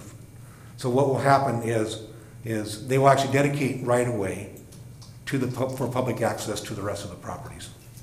We have a provision in our code that you can only serve 4 parcels with a private road. Okay. That don't have frontage on a public road. So the way to make sure there's adequate access is to have them dedicate additional right of way. And so when you create a public road, that means that there's more, obviously that's being utilized more. And does that then become a burden of the county? Because it's in. It depends on the way it's developed. If it is to be put in the county road system, then it has to be built to current county road standards. So then the county would maintain it after that, if that was the case. Commissioner, in the conditions, one of the conditions I looked at is a road management agreement. So it would dedicate right away. I can relate to this. It's privately owned. It's not in the public system. I can't remember which number it was, but it's on page 35 or 6, I think, of one of the conditions, Joe, that you said that they would have to have before the plat map is Right. done. Correct, yes. It's a road management agreement. So in this case, it would be a privately owned, but with easement dedication to the people who needed access. So you have an agreement on how that road's going to be maintained by the people who access it. Okay. I know this because I was on one of those, and It was a pain in the, but also, that goes back to, you know, a public road. We had access on which was a non-public road that all the neighbors got together, and that's when we did the LID and brought it into the public system, but we had to pay to get it up to that standard. They're not talking about doing that here. They're just talking about a road management agreement that would be privately owned, Okay. so that everybody has access. And they have to get that before the plat would be accepted. Correct. I'm good. All right. Thanks, Joe. So I guess we can deliberate now on, you know, obviously the goal number 3 is important. You know, that question, Commissioner, you want to Sure. start us off, what your Sure. thoughts are? So, I think I've said this before, I don't like the idea of interfering with our farmers' ability to farm or hurting our farmers in any way. But I also don't like wasting land, especially when we have a housing crisis. And so for me, the question here was, is this property able to be farmed? And after reading everything, especially the additional evidence provided by the applicant, my conclusion is I don't think it is. And the two things that jumped out at me, one was there are no parcels around this property that are larger than 5 acres. There might be one to the north there's one to the north that's 9, but everything else, and especially the ones to the west that are zoned special agriculture, are little parcels. They're not big parcels. So I don't think that changing this, having 2 2-acre parcels and a 16-acre parcel, will actually be detrimental to this community at all. I think it'll actually fit better with what's going on around there. And one of the problems is if you're trying to farm this in any serious manner, you have to spray pesticides, basically, if you're serious. And if I'm living in one of these houses around here, I don't want them spraying pesticides 10 feet from my house or 20 feet from my house. Like that's I'm gonna be really mad, right? So that's one thing that's like, I don't see how they can adequately spray this and grow any sort of commercial crop without having a serious impact on their neighbors. And the second one is I think those power lines are a big problem as well. If you're trying to farm this and you have these power lines running across your land, I think that's also, if you have, again, any type of serious machinery, the power lines are going to interfere with that. So I came to the conclusion that I do think that this justifies a Goal 3 exception, but I'm not willing to turn this into, you know, an urban use. So I'm glad that you clarified for me, Joe, that the Goal 14 exception means that this would not be an urban use, right? If we grant the Goal 14 exception, that means that this property would not be used for urban purposes. And anybody buying either of those 2-acre parcels can still farm on them. Like a lot of neighbors, when I read it, I realized a lot of the neighbors who are commenting, they have small parcels that they are doing some sort of hobby farming on. And a lot of the information we got was all about how good hobby farming is, which again to me says, we're not actually taking this out of farming. What we're doing is we're just allowing people to buy smaller pieces of property here and build houses here. But they can still do agriculture on these parcels if they want to. And importantly, we're not paving paradise here. We're not turning this into, you know, one big block of cement. We're turning this into small acreages. So I think the Goal 3 exception and the Goal 14 exception are warranted here because of the additional information. And I think the well and the septic questions are really important, and I think they've been adequately answered by the evidence submitted that they can adequately have water for residential uses on this property. Commissioner, you want to say anything? Yeah, I agree. Actually, I agree for the most part with Commissioner Willis. I do think, though, that for people who have made purchases of land around farms, and I appreciate the pesticide comment, but I also think people need to be accountable to where they're purchasing and what their neighbors will be doing, especially in agricultural spaces. And so although I am sensitive to the fact that I'm a mom, and if I'm going to go and buy 2 acres or 5 acres next to a 60-acre lot and they're farming it, it's my responsibility to know that that's the thing that's happening. So I don't want, I get frustrated when farmers get blamed for, you know, doing what they do by somebody who recently purchased next to them. But I do agree, the information that we received in the record before today from Friends of Marion County was specific to hobby farming. They believe they provided 3 or 4 submissions of different types of hobby farming, which I learned a lot about chickens, so that's excellent.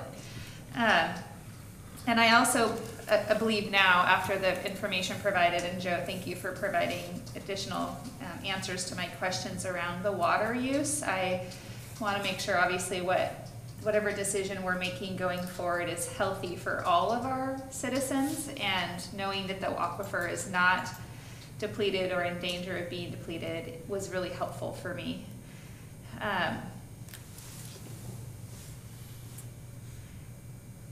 I also agree that breaking this property down to 2 acres potentially could promote more hobby farming and promote more opportunity for individuals who can't afford to purchase 20 or 60 acres to gain access to more of their rural lifestyle, and I support that. So,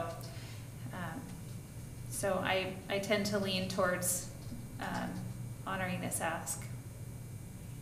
Okay, good. Well, I would probably agree with my colleagues here, and I just look at the state of Utah, and you can just see the surrounding area. I think Mr. Lean's donut with the donut hole analogy, obviously, and Commissioner, I think you pointed out, we need more housing. There's a lot of houses around here, and the concern I have is the water. It's not a groundwater limited area, and I know personally, well, it's been almost 3 years ago, I sold a piece of property, but my well in the summertime was going down, but what I ended up having to do was put in a new pump and do some new things, and I got the flow that I needed. So, and that was in a limited groundwater area out south, and I think if there are issues that people are having with the water, maybe they need to take a look at their infrastructure that they have, because sometimes a lot of these homes have been here for a long time, and in my case, that well was probably 30 years old and needed some work on it to be able to sell that. So I am with my colleagues here, so I will. Commissioner, if one of you would like to make a motion, and then we can have further discussion if we need to. So I think the motion would be to close the public hearing and to approve the request by the applicant. Is that right, Joe?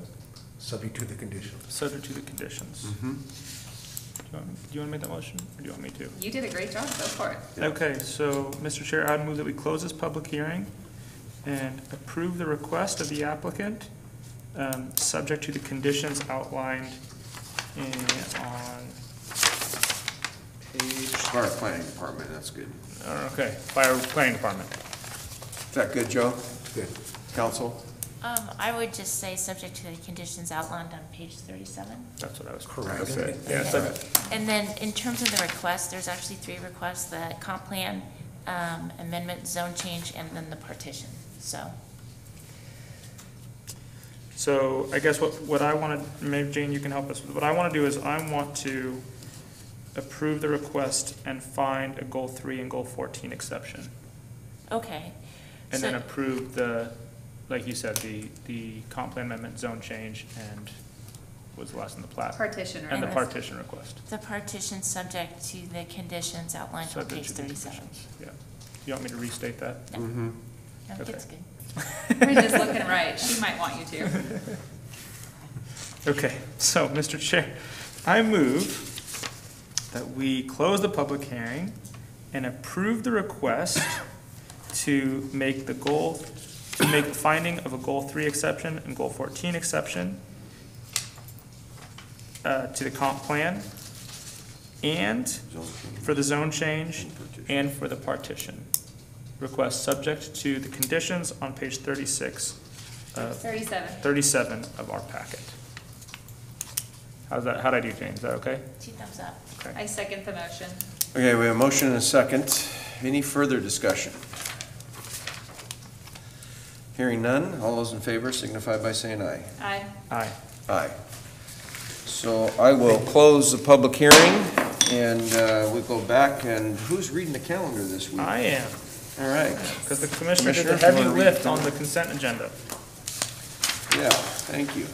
Okay, it is Wednesday, February 24th. It's 9 o'clock, and we are finishing up our board session in the Senator Hearing Room, on the first floor of 555 Court Street Northeast in Salem. At 11 a.m. this morning, it's coming right up, we have our Board of Commissioners policy meeting in the Commissioners Boardroom on the 5th floor of this building. Again, that's 555 Court Street Northeast in Salem. This afternoon at 4 o'clock, we have a FEMA briefing for local officials, and that's a virtual meeting. And then this evening at 5:30, we have a local elected officials testimony on wildfire recovery with the state legislature. That's a virtual meeting. And then tomorrow, Thursday, February 25th at 8 in the morning, we have a Salem Marion County meeting, and that's a virtual meeting. And then Thursday, February 25th at 10 in the morning, we have a work session regarding the Brooks-Hotmere Community Plan draft review, and that's in the Commissioner's Boardroom on the 5th floor of this building. Thursday, February 25th at 1 in the afternoon, we have a Health and Human Services Policy Group meeting located in the Commissioner's Boardroom on the 5th floor of this building. Friday, February 26th at 11 a.m., we have an Association of Oregon Counties weekly COVID-19 conference call. On Monday, March 1st at 8:30 in the morning, we have calendar review located in the Commissioner's Boardroom on the 5th floor of this building. On Monday, March 1st at 9 in the morning, we have management update located in the Commissioner's Boardroom on the 5th floor of this building. On Tuesday, March 2nd, we have a work session, and that's a Marion County water study update located in the Commissioner's Boardroom on the 5th floor of this building. And then on Tuesday, March 2nd at 2:30 in the afternoon, we have a Health and Human Services Policy Group meeting located in the Commissioner's Boardroom on the 5th floor of this building. On Wednesday, March 3rd at 9 in the morning, we have board session located in the Senator Hearing Room. That's the first floor of this building. Again, that's 555 Court Street Northeast in Salem. On Wednesday, March 3rd at 11 in the morning, we have a Board of Commissioners Policy meeting located in the Commissioner's Boardroom, the 5th floor of this building. On Wednesday, March 3rd at noon, we have a Woodburn-Marion County meeting, and that's a virtual meeting. And then on Wednesday, March 3rd at 4 in the afternoon, we have a FEMA briefing for local officials, and that is a virtual meeting. Okay, that's it, Mr. Chair. Good. Anything you want to review that's happened this week? I don't know, this needs to go back to the record for Joe. I don't know if Joe already left. But Yeah, actually, I asked Ryan to stay. Do you want to pop back up to the thing so people can? We're still filming, we're still open to the public. We have not adjourned, so, That's right. okay, go ahead. Yes, so I just wanted to say to you, in front of anyone who's paying attention, how grateful I am to you for your ability to respond in a crisis. So Marion County has seen a fair amount of challenges in the last year. And the ice storm was my first crisis as a commissioner.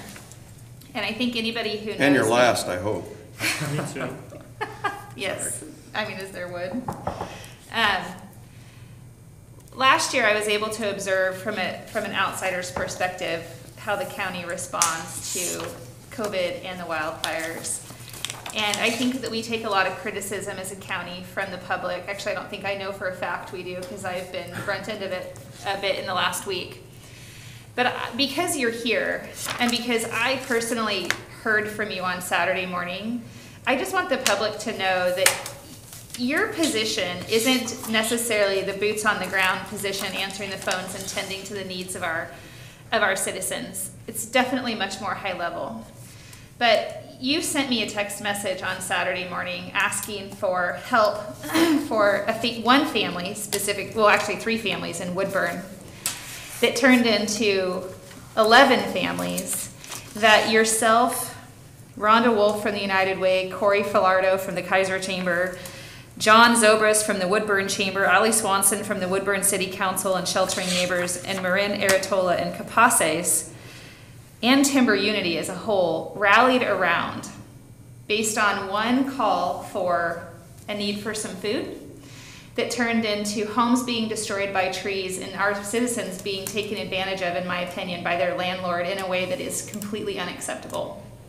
But Ryan, I'm a servant by nature, and the fact that you have the job that you have and you did what you did is really kind of profound. And I just want you to know that I'm really grateful that you reached out to me to say, how can we help these folks, and allowed me to bring resources together to support those individuals. It's critically important, and it's why I'm a commissioner, and I just want you to know that I appreciate you reaching to me and me being able to turn your help into reality for these folks.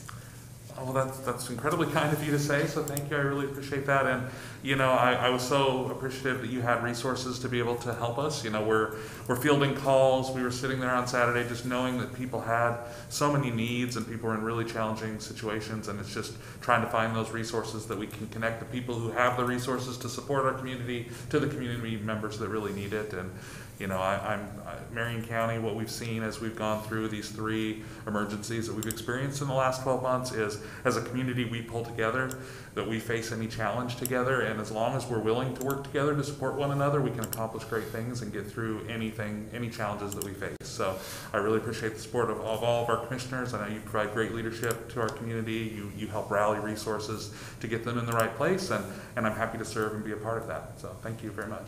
Well, thank you. And thanks for staying. I know that was probably a half hour out of your life that you will never get back.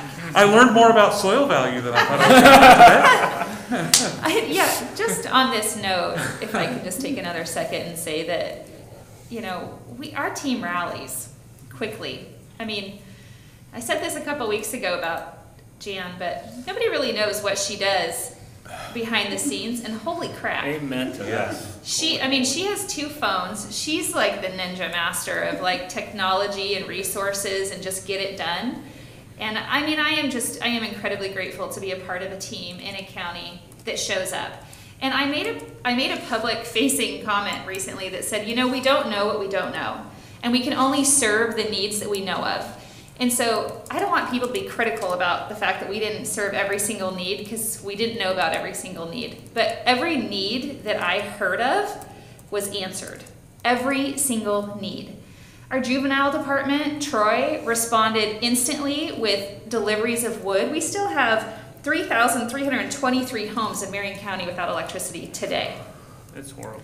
Those folks are cold at night. And our juvenile department has an ability to haul and drop off firewood. The day before yesterday, 50-some trips were made by our resource team at the juvenile department. And yesterday they were out pivoting, trying to figure out how to get to more people kind of on their path to make sure folks were getting those resources. I know our Operation Command Center is obviously still up and running and very active in meeting the needs of our community. There's a hotline. I want to say that Monday they had received well over 100 calls, and those 100 calls that had come in had been answered with a need being fulfilled. So we can't lift everything on day 1 because we don't know what the needs are. But by day 2, things were in motion, and by day 3, things were flowing.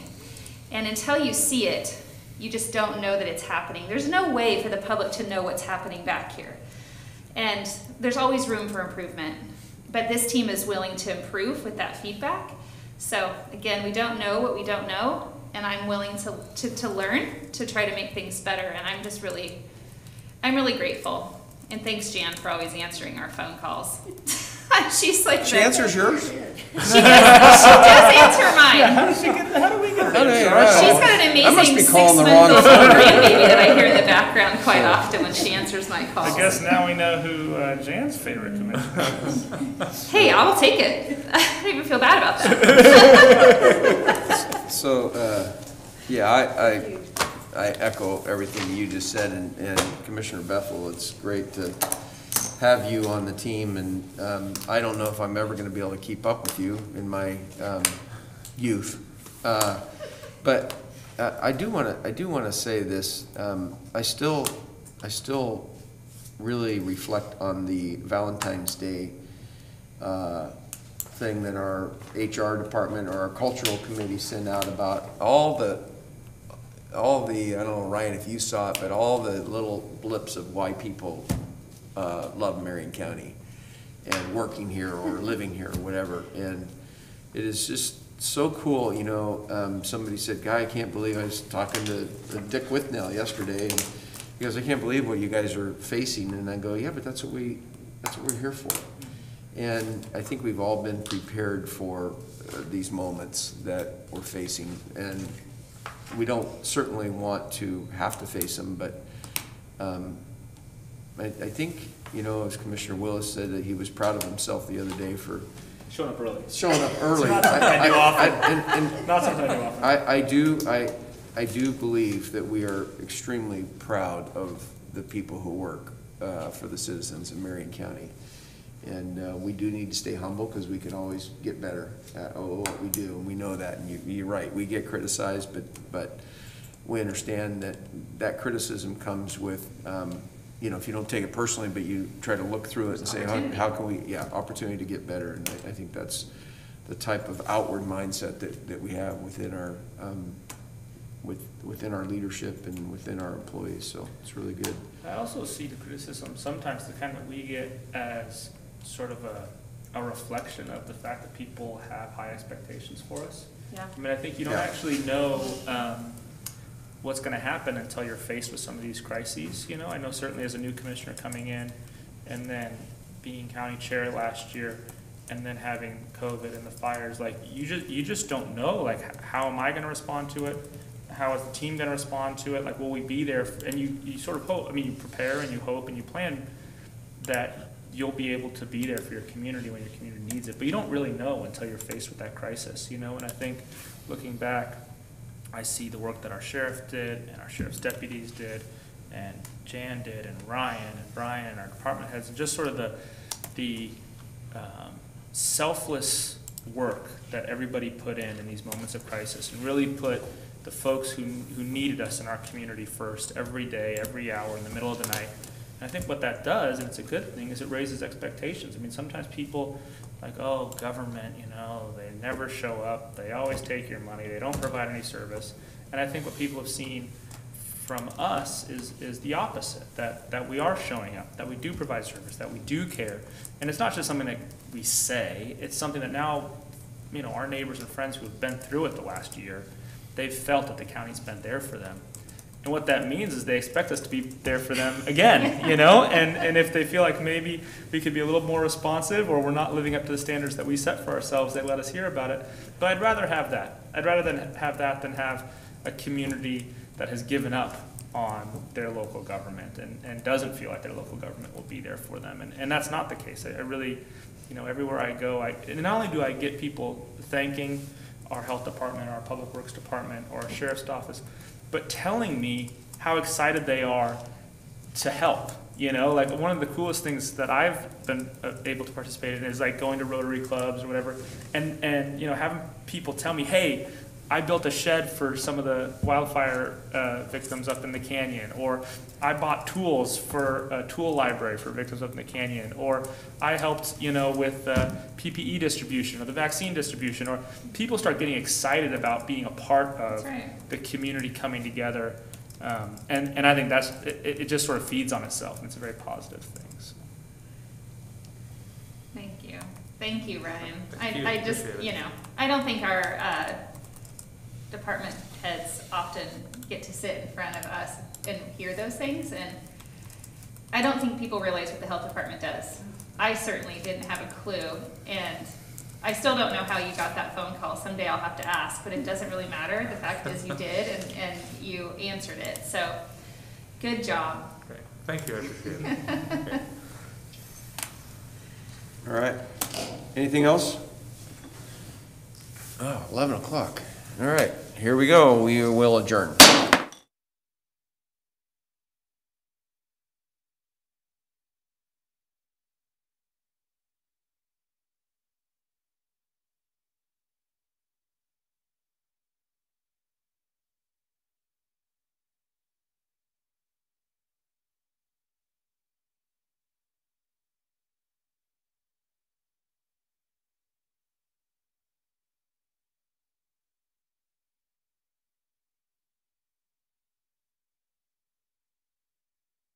Northwest artists. Let's welcome today's guest, airport.